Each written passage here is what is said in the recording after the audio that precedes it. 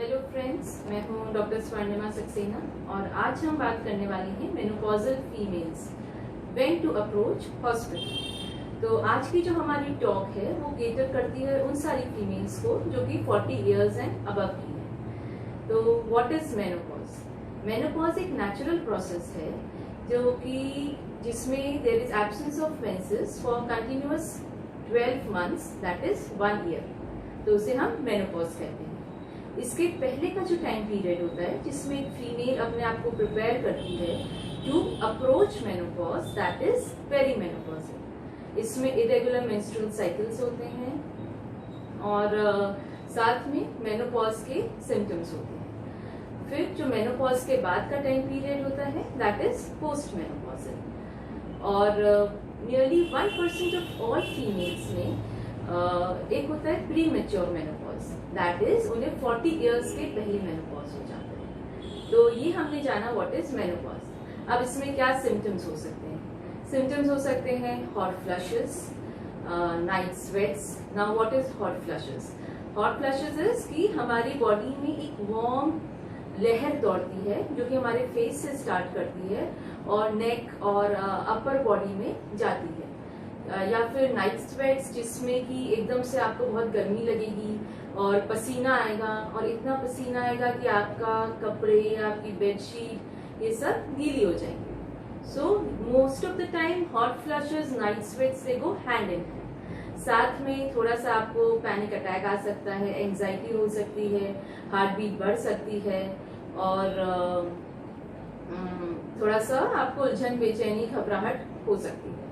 उसके अलावा नींद नहीं आना और मूड स्विंग्स, इरिटेशन, डिप्रेशन, ये सारी दिक्कतें हो सकती हैं। फिर ड्राई स्किन हो सकती है, ड्राई वजाइना होगा, इचीनेस होगी स्किन में और वजाइना में। और फिर क्योंकि मेनोपॉज में हमारे कुछ हार्मोन्स की कमी हो जाती है, इस कारण उनको हार्ट डिजीज होने की संभावना हो जाती है फीमेल्स को। और ऑस्टियोपोरोसिस हो सकता है जो कि कैल्शियम की कमी के कारण आपकी हड्डियां कमजोर हो सकती हैं।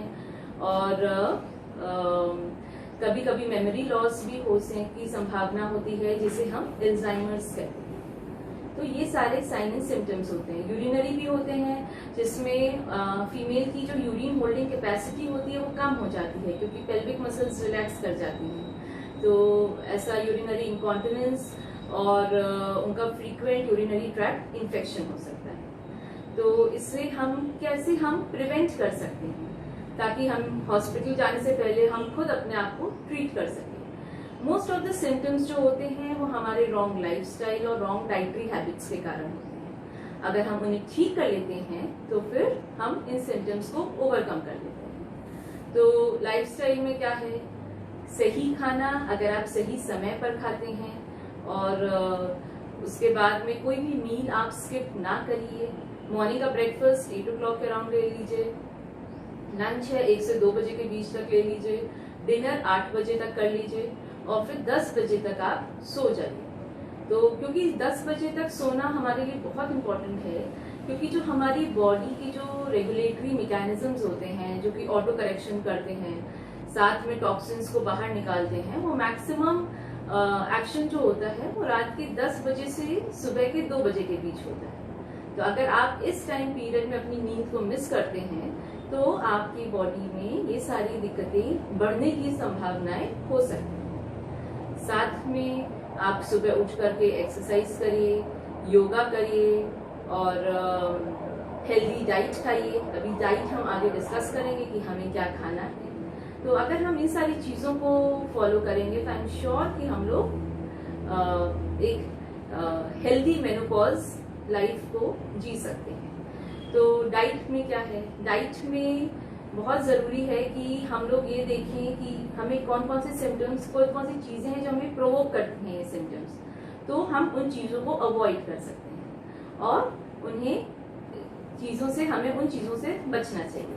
साथ में क्या खाएं? क्या खाने में है? Green vegetables. ग्रीन वेजिटेबल्स में है पत्ता गोभी, फूल गोभी और साथ में मूली, चुकंदर और ब्रिंजल, पंपकिन एंड दालें सारी खाइए, फलियां ढेर सारी खाइए, सोयाबीन से आपको बहुत फायदा मिलेगा, अलसी है, अलसी के बीज खाइए, चिया सीड्स होती हैं वो खाइए। तो ये सारी चीजें हमारी डाइट को हमें सिम्टम्स को रिलीव करेंगे। फ्रूट्स में क्या हो सकता है, जैसे कि केला है, मैंगो है और एप्पल है, साथ में जो बेरीज होती हैं, रसभरी है या स्ट्रॉबेरी है और कीवी है, एंड ये जो अंजीर है और सूखे आलू बुखारे हैं, ड्राई फ्रूट्स हैं, मिल्क एंड मिल्क प्रोडक्ट्स लीजिए। और कोशिश करिए कि आप दिन भर में 2 से 3 ग्लास दूध पिए, पनीर खाएं, दही खा सकते हैं या फिर उसके बना के लस्सी पी सकते हैं। रात में जब आप सोते हैं तो उससे पहले अगर आप 1 गिलास गर्म दूध पीते हैं तो आपको अच्छी नींद आती है। और या फिर अगर हम थोड़ा सा पनीर खाते हैं तो भी हमें अच्छी नींद आती है। तो ये सारी चीजें हमें अपनी डाइट्स में मॉडिफाई करनी है। क्या चीजें अवॉइड करनी होती हैं, जैसे कि बहुत ही जो हाई शुगरी ड्रिंक्स हैं वो नहीं खानी है, बहुत ही स्पाइसी तेल मिर्च मसाले वाला खाना नहीं खाना होता है। और जब भी आप ये सब्जी छोंकते हैं तो कोशिश करिए जीरा थोड़ा कम डालें, और जैसे करी पत्ता है, जो बहुत ही एरोमेटिक चीजें हैं वो थोड़ी सी कम डालें। और करी पत्ता कम खाना है, हल्दी थोड़ी सी कम खाइए।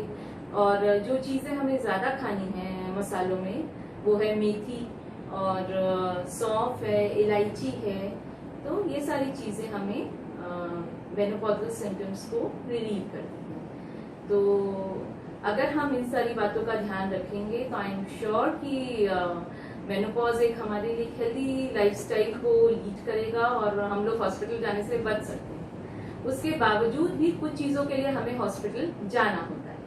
वो क्यों जाना होता है? क्योंकि जो मेनोपॉज में हमारी इंक्रीजिंग एज के साथ हमारी बॉडी में कुछ कैंसर्स होने की संभावनाएं बढ़ती हैं, तो उनकी एक रेगुलर स्क्रीनिंग होती है। उसके लिए आपको अपने डॉक्टर से मिलना है। और साथ में अगर आपको नहीं आराम मिलता है अपनी डाइट और लाइफस्टाइल मॉडिफिकेशन से, तो आप अपने डॉक्टर से मिल करके उनसे डिस्कस करके उनसे दवाइयाँ ले सकते हैं।